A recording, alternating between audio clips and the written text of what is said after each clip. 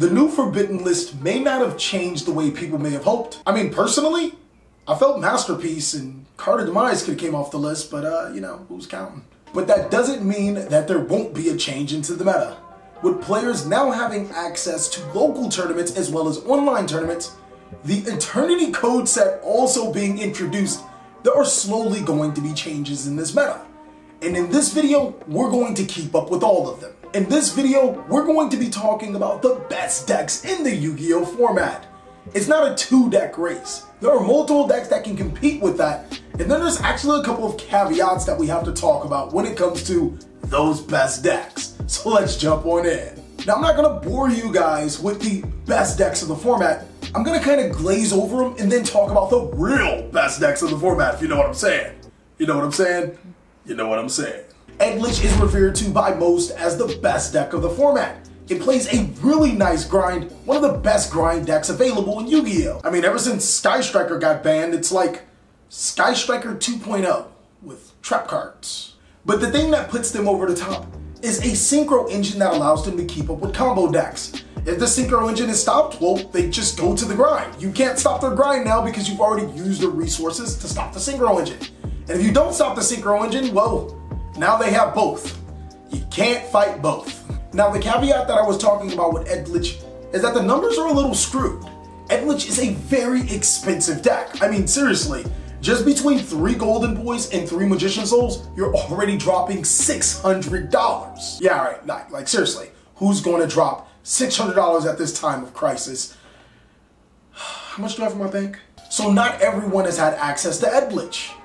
Think again. The reason why I think that it's safe to disregard online tournaments is because of Edlich's price. Online tournaments were not only free, they were offering prize to get the most competitive plays out of players, but in an online simulator, you could play whatever you want. This will obviously skew the numbers of how many Edlich players can be played, because if it's the most expensive, it's the best deck of the format. I say that because I want Cyber Dragons to be the best deck of the format, because it's actually the most expensive if you go max rarity. I'm not here to knock Edlich. It is an amazing deck, but I don't think that it's the end-all be-all. Its price will limit players to being able to play this deck. The next best deck of the format is Adamancipator. Now, I actually think Adamancipator is a really good deck. It's like a better version of Light Sword.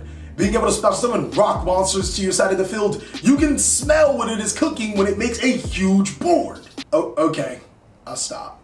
Now, Adamancipator does lose to the likes of Dark Ruler No More, and if you can Nibiru them before they put their Block Dragon on the side of the field, you can be smooth sailing. The deck is built on advantage, and cards like Block Dragon does accumulate a lot of it, but this is actually also a fairly expensive deck. I can say Adamancipator being played more than Edlich because it's not $600 for 6 cards, but there are so many other strategies in this Yu-Gi-Oh! Card game that can compete with the big boys. The first strategy we are going to talk about just came off the Forbidden List. Unfortunately, not all heroes wear capes, because Altergeist was the Edlich before Edlich. It was the deck that everyone hated because it was Helmet. Altergeist might be our savior in this format because of its ability to play with trap-based decks.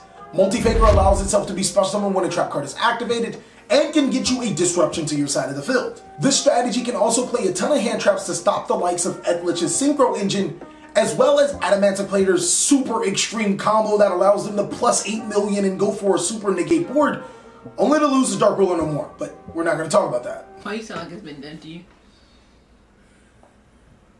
Altergeist also follows up with summoning enough monsters not to be Nibiru'd. Cards like Evenly Matched and Infinite Impermanence not only help you break your opponent's board, but also trigger your Altergeist cards, being able to consistently lay an engine of negation lines, but also being able to control their board. And when push comes to shove, I mean, just run the Synchro Engine in the deck. I mean, you can't go that bad, can you? Seriously, I don't think we should start experimenting with the Synchro Engine in Altergeist unless it works. Until then, I think that what we currently have will work with the Altergeist strategy. Salamangreat has already made waves in the competitive circuit. Not only has it consistently been topping meta events, it actually has a solid game plan against the best decks of the format. I keep saying like best decks of the format in quotations like they're not good decks, but they're good decks. Salamangreat has always ran a ton of hand traps, and it couldn't have came at a better time. I mean, when like hand traps are only used to stop your opponent from comboing off, But Solomon Great's hand traps are free because it's a self-contained engine. Solomon Great is a really strong deck. The new goal of Solomon Great isn't necessarily to get in the grind game. It's to make an opportunity to make an excess Code Talker to be able to attack for 10,600 damage. If you guys want to know more information on the Solomon Great strategy, I actually made a video about it, so you can check out on how powerful Solomon Greats can be and even see the evolution of Solomon Greats of before to now. Solomon Great does have one glaring weakness, and that is Nibiru. Nibiru was a very bad card. But the cool thing about that is post-Eternity Code, there are quite a bit of ways to play around Nibiru or completely outright negate the Nibiru, making Solomon Greats even more deadlier than before. Moving on to another strategy that players just are completely sleeping on. This is another strategy that has been topping over the course of these online tournaments, despite players having access to some of the best decks of the format. Again, I gotta really stop with them, because, I mean, they kinda are. I mean, Madolche is seriously good. I mean, this deck can leave a sour taste in your mouth. Who writes this shit? The reason why Madolche is so powerful is because with one card, this deck can remove 4 threats on your opponent's side of the field and swing for 8,000 damage. Meaning that you can dedicate the other 4 to 5 cards to either A, stopping your opponent from stopping you, or B, just turning off their entire board. Their boss monster in Madolche Tiramisu probably has some of the best text ever written on a Yu-Gi-Oh card. Not because it doesn't target, but the fact that it removes cards on the resolution of the effect and it shuffles them into the deck. This card is freaking phenomenal, as you can activate multiple Tiramisus in a turn, as it's not a hard once per turn, and also the strategy can add cards from your graveyard to your hand by shuffling cards from your opponent's side of the field to the deck. Madolche Salon also gives the deck a second summon, just in case you actually get hand trapped. You can still continue on with your play, and it's also a card to be able to search other Madolche spell and trap cards like the new Madolche Promenade, which allows you to negate your opponent's card effects. Madolche actually reminds me of a mini Edlich. It is a grind deck with a huge combo that can completely overwhelm the opponent. Madolche is really, really good. Now, what list would this be if we did not talk about Dino? I think Dinos can soar the competition because, I mean, it's the best deck in Yu-Gi-Oh! Hands down. This is the deck that everybody's been sleeping on. It's like Dino is just, come on, big brain. Dinos are another one of those decks that can play the Synchro engine, but Animadorn Archosaur should be the main focal point. Why? Because this card introduced from Eternity Code makes Dinos that much more consistent. It allows us to play more of the baby monsters such as Baby Sarosaurus and Petit Pteranodon, allowing us to summon more dinosaur monsters to our side of the field for free, and also search Double Evolution Pill, which gives us immediate access to cards like Ultimate Conductor Tyranno, and even in some builds, Overtext Quetless, which can negate those critical spells and trap cards that your opponent wants to use. Now, Dinos also have another really good talking point. I mean, compared to Edlich, dinosaurs are pennies. The deck may cost you around $200–300 if I remember everything in my head right now.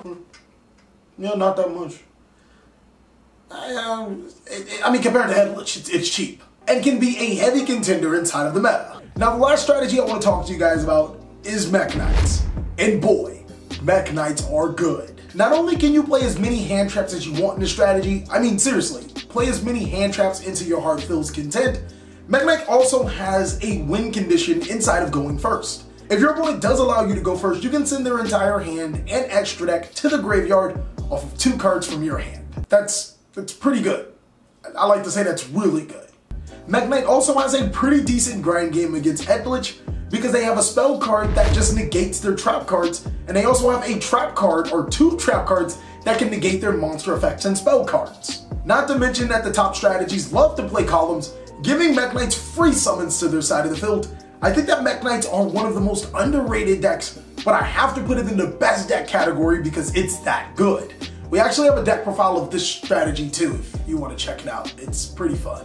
Well, that's pretty much all I have for this video. I want you guys to post down below in the comment section on some of the strategies that I missed. As always, share this video with a friend. They may think that Edlich and Mad Emancipator may be running the format where there are so many other decks that could compete. Also, be sure to check out one of these videos too. They're really awesome videos. I hope you guys are having an amazing day and staying safe like I am.